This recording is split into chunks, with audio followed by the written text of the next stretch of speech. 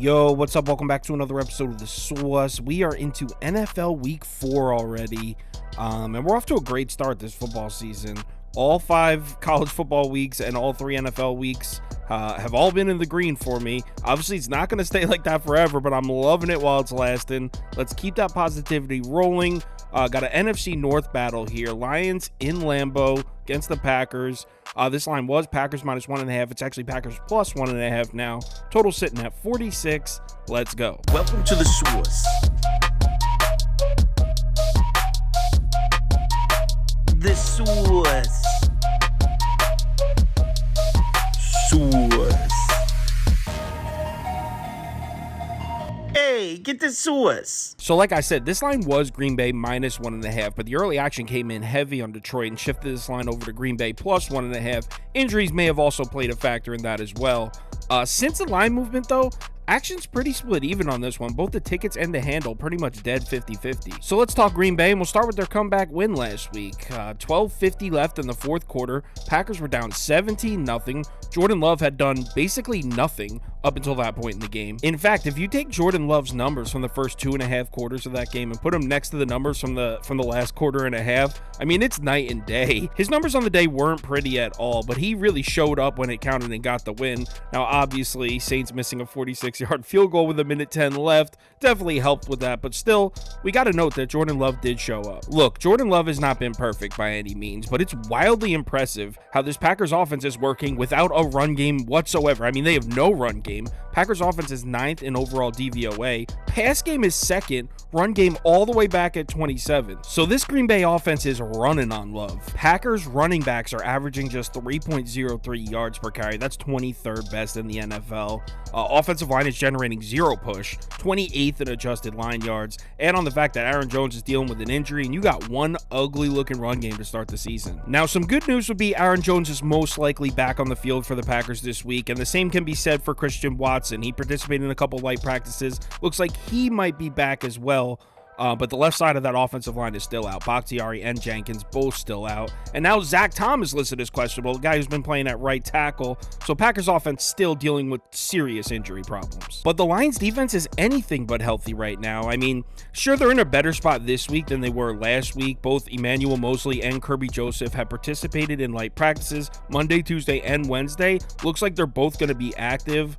Both were out last week against the Falcons. To have them back in the secondary against this Packers offense that's been extremely reliant on the pass would be huge. But as far as the Packers run game goes, even if Aaron Jones is back in the lineup, I don't know how much confidence I have in them running the ball in this Lions defense. I mean, Detroit's defense has been good as hell against the run so far. 4th in yards per carry allowed, 5th in run defense DVOA, 7th in adjusted line yards. Did you see what this Lions defense just did to the Falcons offense? By the way, Falcons, arguably the most dynamic rushing attack in the NFL, couldn't get anything going on the ground against the Lions. 20 carries, 44 yards, just 2.2 yards per carry. So even with Aaron Jones on the field, I don't think the run game's going to be there for the Packers. The true test here is going to be Jordan Love against this banged-up Lions secondary. Remember, C.J. Gardner-Johnson out for the season, and I just mentioned those other 2 guys, Mosley and Kirby Joseph. They might be back, but they're not 100%. We really didn't get to see it tested last week against the Falcons, mostly because Desmond Ridder just doesn't throw the ball downfield. Jordan Love, on the other hand, leads the NFL in average depth of target at 10.9 yards, and if Christian Watson's returning also, Detroit's secondary is going to be tested in a huge way here. But here's the thing, Jordan Love's really struggled against man coverage. He's been picking zones apart, but against man coverage, he's 27th in passer rating and 27th in net yards per attempt. Lions run a decent amount of man coverage. And he's also got to deal with the Lions pass rush that looks awesome right now. If you remember the second half of last season, the Lions pass rush got hot. It's one of the best in the NFL in the second half of last season, and they look to be picking up right where they left off. They're top 10 in the NFL in pressure rate, hurry rate, and blitz rate. Last week against the Falcons, the Detroit Lions sacked Desmond Ridder 7 times. 7 times. Now, the Packers' offensive line has been great in pass protection, 1st in pressure rate, 3rd in adjusted sack rate, so let's give them some credit. But missing your left guard and the left tackle, it's only a matter of time before it breaks down. I think Jordan Love might be in for a real tough one here. So right now, after I just said that, you're probably thinking, oh, Lions have got to be the bet then.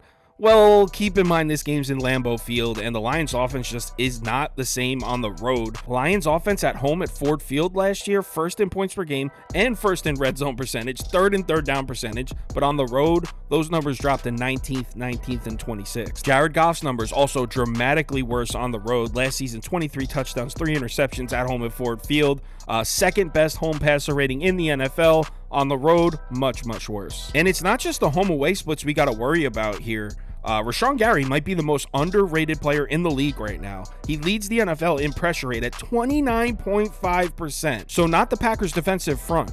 Rashawn Gary alone is generating pressure on 30% of opponents' dropbacks. Truly crazy. Look at the Packers' pass rush from last year before and after Rashawn Gary got hurt. Weeks 1 through 9, with Rashawn Gary healthy on the field, Green Bay was second in the NFL in pressure rate. Weeks 10 through 18 after he got hurt, 28th. So having him healthy out there is a huge factor. Now, just like Green Bay, Detroit's offensive line has been excellent in pass protection, second in pressure rate, fifth in adjusted sack rate on the season. But just like Green Bay, they're dealing with serious injury situations here. Now, I think all three of these guys are going to play. The tackle, guard, and center, Taylor Decker, Jonah Jackson. I think all three of them that are listed as questionable, I think they're all going to play, but they are not 100%. Taylor Decker hasn't played since week 1 against the Chiefs, and he's a solid left tackle. All these lingering injuries against a pass rusher as hot as Rashawn Gary definitely doesn't fill me with confidence. And this matchup is so key because we know Jared Goff. I mean, when he has time in the pocket, he'll absolutely cook you. But when he's pressured, he can definitely be pretty terrible. Last season, he was 3rd in passer rating from a clean pocket, 30th when pressured. Now, to be fair, he's off to a better start this year. He's actually like 12th or 13th when pressured this season. So he's off to a better start. Let's give him some credit. But still, getting pressure on Jared Goff is huge. Also, another injury concern on the Packers defense. Jair Alexander, probably the best or second best player on that defense. He might not even play. He missed 1 practice and participated in 2 light practices. There's so many injury question marks entering this game, but I feel like there always is on Thursday Night Football. Why this even exists is beyond me, but hey, I'm just playing the cards we're dealt here. Now, finally, we get a decent angle for an offense here because everything I've read so far is all pointing towards defense. Defense.